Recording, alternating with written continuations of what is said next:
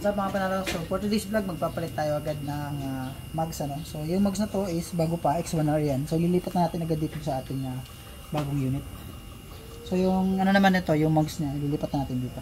So ito is halos isang buwan pa lang tong X1R na to. So lilipat na natin dun sa ating isang 155. So para maging new looks naman yun. So meron talaga tayong brand new dun sa shop, kaso siyempre gastos na naman yun. Kaya ito na muna kukuha natin. So yun, alisin na natin. So gamit tayo ng 14mm na impact wrench. So unahin natin yung harapan. So takin natin.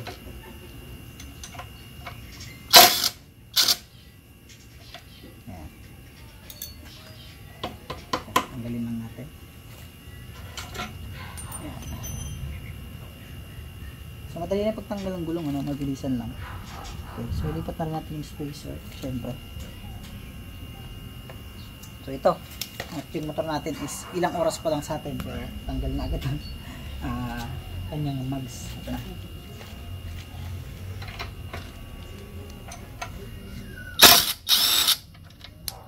Okay.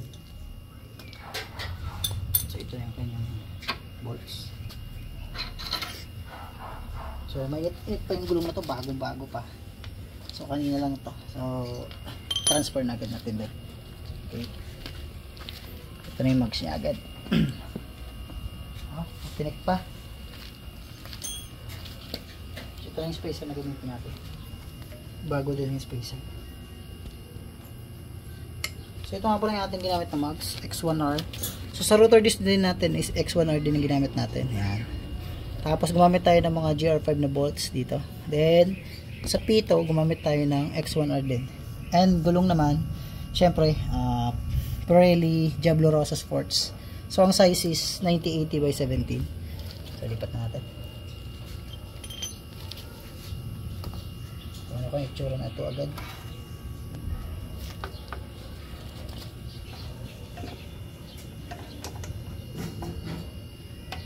So wala tayong madalang flat screw. Iyak tayo dito ngayon. At ito na nga kalbaryo natin. Yung pang sungkit. So pag alam ko mayroong flat screw dito. Ayun. May flat screw kasama. Ito yung previous. Ito yung flat screw niya mga panalo. Ang nipis. So natin. Okay. So sagkutin nyo lang ng konti yung brake pad para umangat. Yan. Okay, angat na siya. At pwede natin ikabit itong mags. So bakit ito muna yung pinili natin? Kasi para magbago yung looks niya, ano? At una sa lahat para bumaba yung motor. Kasi medyo mataas talaga sa atin. Kasi maliit tayo. Okay, so yun agad yung kanyang mags. Break natin yung kanyang nut.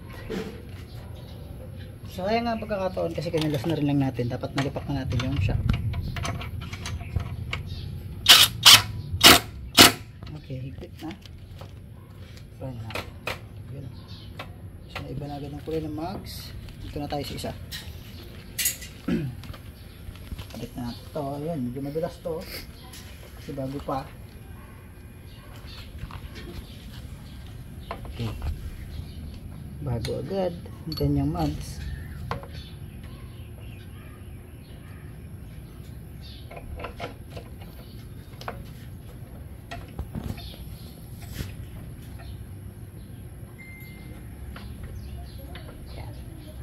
So,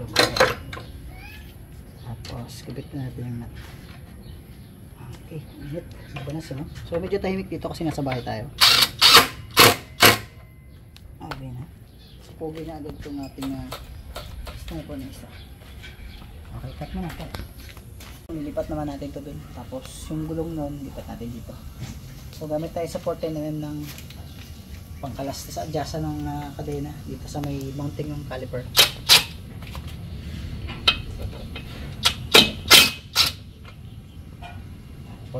Tapos yung pangkalas sa axle 19mm yan. Ito DJ.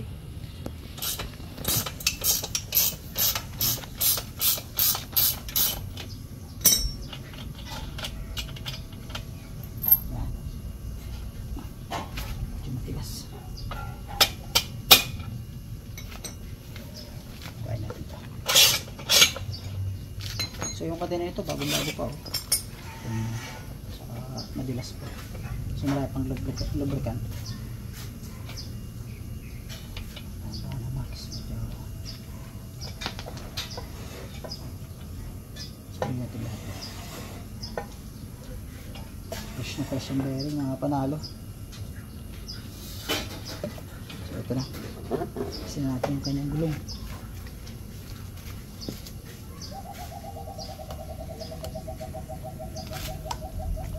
Ito yung kanyang plate shock damper. So meron siya tanggalin, ano? Patay ng flat screw.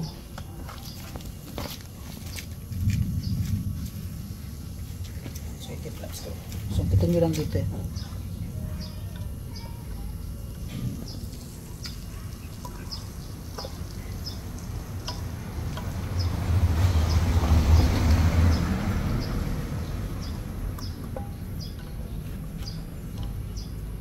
Yeah. Tapos lipat natin. Super 48 eh. Kailangan magpalipat natin ito 48 pa lang.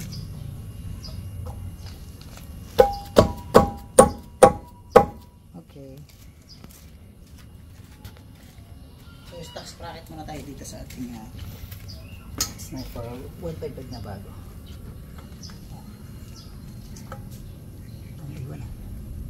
Goma. Lipat lang natin yung mga plain shop damper. Tapos syempre yung bagong sprocket kabit na natin. So walang dating muna kasi stock pa. Okay, so kabit na natin ito. So 1446 pa rin stock, pero syempre ito yung ating max na bago X1R.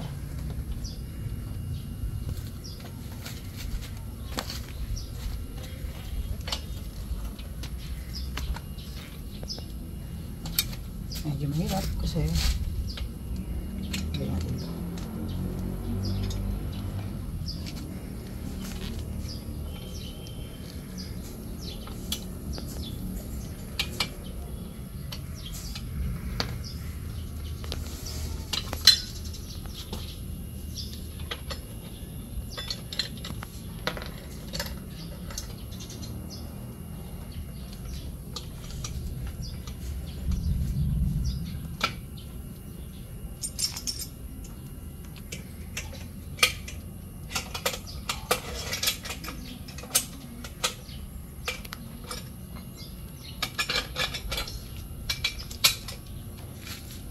Balas.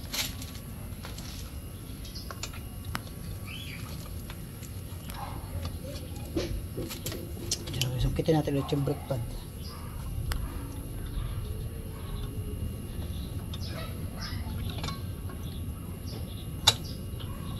Okay. So, sungkit na.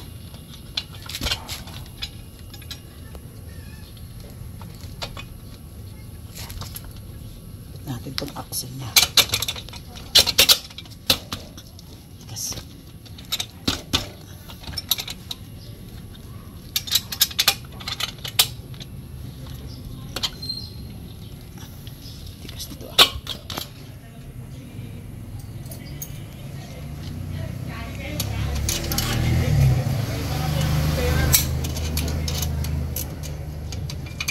Okay, so yun. Luwag nyo yan para kadali niya may pasok. Ay, matigas talaga eh.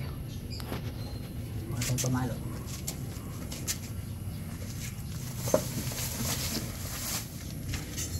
Okay natin.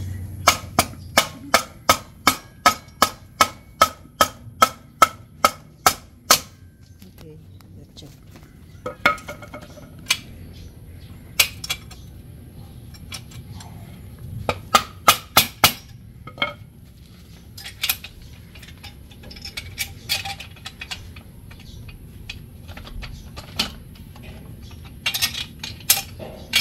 Sige, palo konti.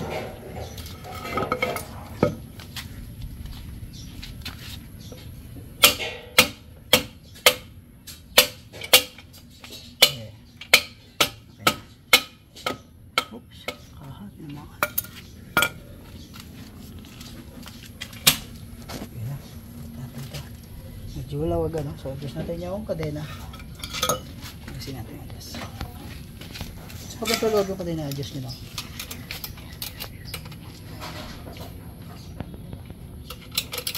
So kanina medyo mahigpit din kasi yung pagkaka-adjust nito.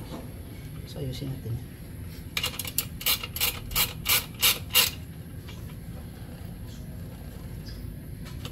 So tama na to.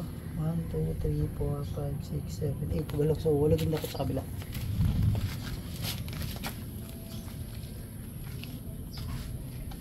Sakto 8. Pwede natin ibalik ang kanyang axle.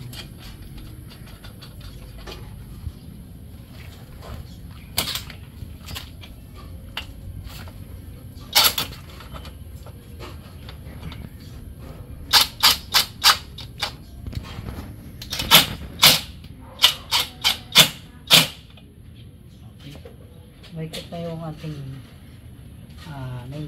14mm na bracket ng caliper bolts. So dito tayo sa 19mm. Sa axle na tayo. Okay. Siyempre dito tayo sa chain adjuster na 10mm. Adjust natin siya ng tama.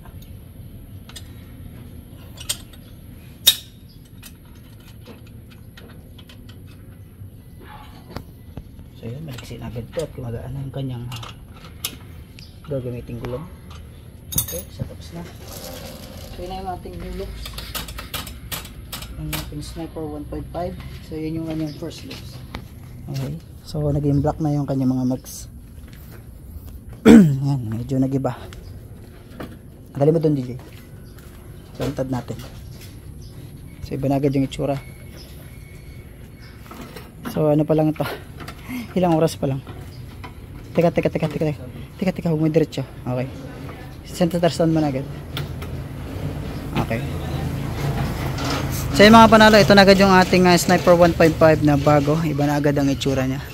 Alright, so yun lang muna mga panalo. At tutuloy natin yan sa iba pang mga pyesa, no? Salamat.